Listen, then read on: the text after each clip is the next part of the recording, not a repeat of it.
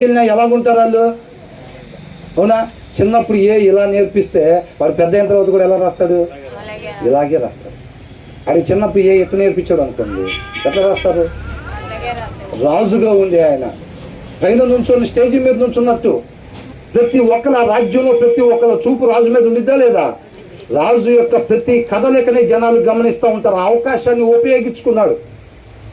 ఆ అవకాశాన్ని ఉపయోగించుకొని ప్రతి ఒక్కరిని కూడా ఆయన నామ మహిమ కొరకు ఆయనలో దేవుడినే కనపరిచాడు. ఈయన ఎక్కడన్నా కనపరుచుకున్నాడా?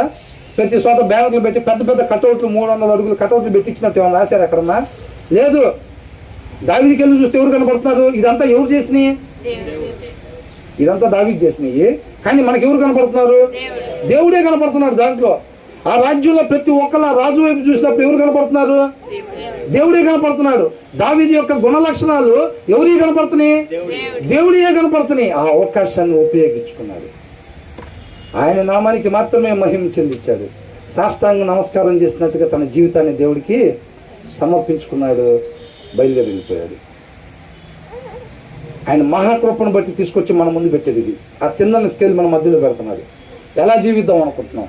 క్షణం ఉంటామో, గంట ఉంటామో, రోజు ఉంటామో, 10 సంవత్సరాలు ఉంటామో, మనకనవసరం ఆ విషయం. దావీదు ఏమంటున్నాడు?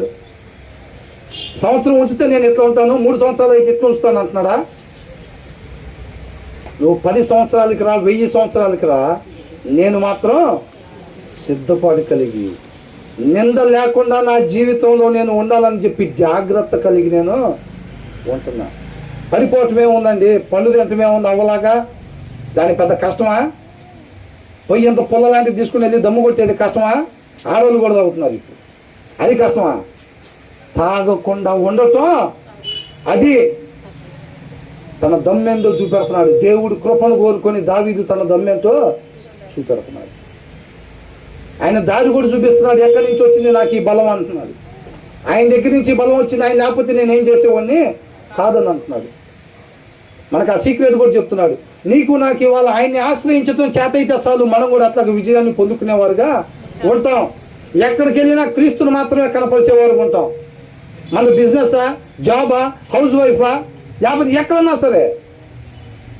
అన్న 50 మందికి చెప్పాడు, నేను ఒక్కరికైనా నా జీవితం మొత్తం. ఆయన నీ జీవితం మొత్తం ఒక్కరికే చెప్పటానికి నిన్ను పంపిస్తా. ఒక్కరికి చెబితే ఆయన చిత్తాన్ని నువ్వు నెరవేర్చినట్టే. అంతే. అది 10 మందికి చెబుతున్నారు, ఇది 50 మందికి చెబుతున్నారు. నేను ఒక్కడికే చెబుతున్నానంటే కాదు. ఒక్క తలాంతి ఇచ్చిన వాళ్ళకి ఎంతమంది గురించి అడుగుతాడంట? ఒక నాణ్యం ఇచ్చాడు అనుకోండి దేవుడు, ఎన్ని నాణ్యాల గురించి అడుగుతాడు? ఒక్క నాణ్యం గురించే అడుగుతాడు. 10 నాణ్యాలు ఇస్తే